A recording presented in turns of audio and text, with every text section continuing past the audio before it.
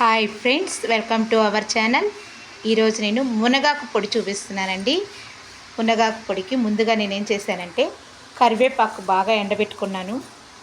తర్వాత మునగాకు కూడా శుభ్రంగా కడిగి ఇలా పొడి పొడిలాడేటట్టు ఎండబెట్టుకున్నాను.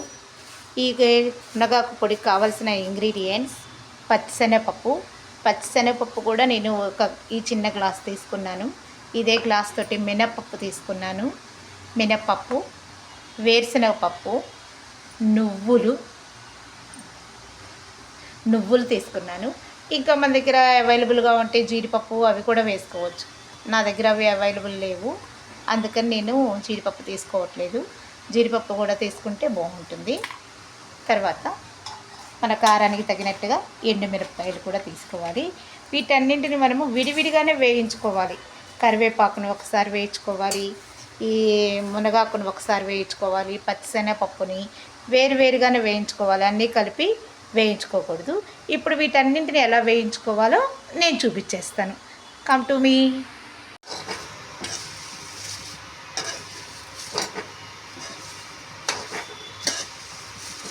ముందుగా కరివేపాకును వేయించుకుంటున్నాను. స్టవ్ సిమ్లో పెట్టి వేయించుకోవాలి.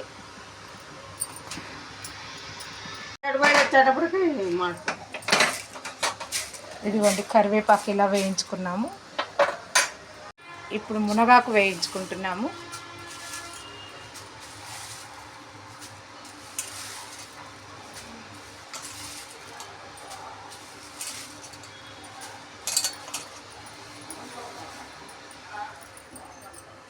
ఇలా స్టవ్ సిమ్లో పెట్టి వేయించుకోవాలి.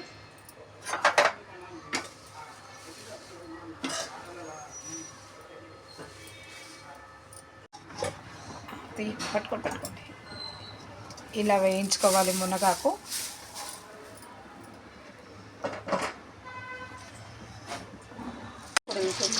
తర్వాత అదే బాండిలో ఎండుమిరపకాయలు వేయించుకోవాలి.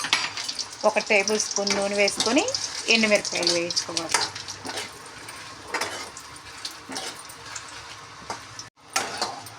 ఎండుమిరపకాయలు వేగిపోయినాయి, దీనిలో వేసుకోవాలి. వీటిని కూడా దీనిలో వేసేసుకుంటున్నాను. ఈ మునగాకు కరివేపాకు వేయించి పెట్టుకున్నాం కదా, దానిలో వేసేస్తున్నాం. మళ్ళీ అదే బాండీలో వేరుశనగపప్పు వేసుకుంటున్నాను. అన్నీ కలిపేస్తారా? సో ఇదే ఆగవాలి.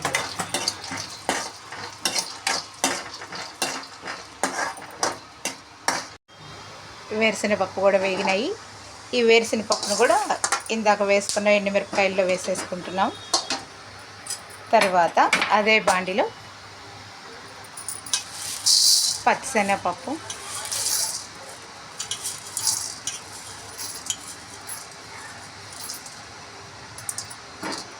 పచ్చిశనగపప్పు వేయించుకుంటున్నాం. పచ్చిశనగపప్పు కూడా వేగినాయి. ఈ పచ్చిశనగపప్పును కూడా ఈ వేరుశనగపప్పు ఉన్న దాంట్లోనే వేసేసుకుంటున్నాం.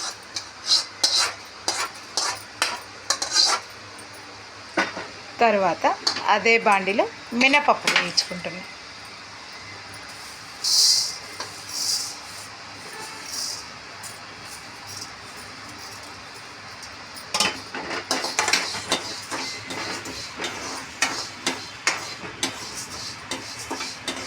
మినపప్పు వేగినాయి. మినపప్పును కూడా ఈ మిశ్రమంలో కలిపి వేసుకుంటున్నాం. తర్వాత నువ్వులు వేయిస్తున్నాం.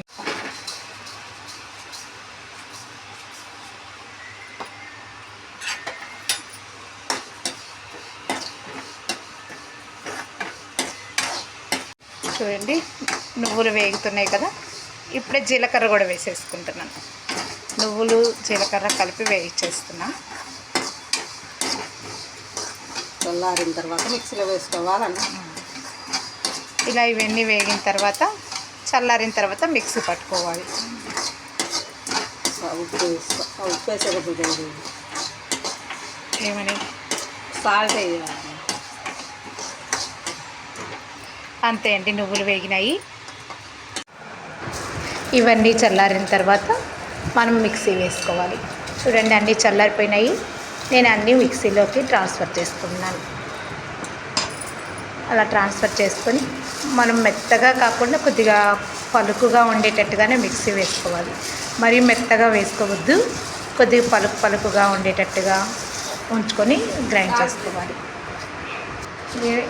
దానికి తగినంత ఉప్పు వేసుకోవాలి, మన రుచికి తగ్గట్టుగా ఉప్పు వేసుకోవాలి.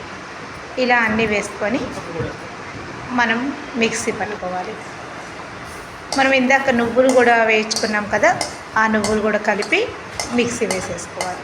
నువ్వులు లాస్ట్లో వేస్తే మంచి వాసన వస్తుంది కదా, అందుకని నేను నువ్వులు లాస్ట్లో వేసుకున్నాను. ముందు ఒక రౌండ్ మిక్సీ వేసిన తర్వాత నువ్వులు యాడ్ చేశాను అనమాట. అలా అన్నీ యాడ్ చేసుకొని మళ్ళీ ఇంకొక రౌండ్ మిక్సీ వేసుకోవాలి. అదిగోండి, మునగాకు పొడి రెడీ అయిపోయింది. అలా మెత్తగా కాకుండా కొద్దిగా పలుకుగా ఉంచుకొని వేసుకోవాలి. మునగాకు పొడి ఆరోగ్యానికి ఎంతో మంచిది కదా. మోకాళ్ళ నొప్పులు ఉన్నా, ఏమైనా జాయింట్ పెయిన్స్ ఉన్నా తగ్గిపోతాయి. రోజు మనం తినే టిఫిన్లో కానివ్వండి, భోజనాల్లో కానివ్వండి, ఇది వేసుకొని తింటే మంచిది. Thank you.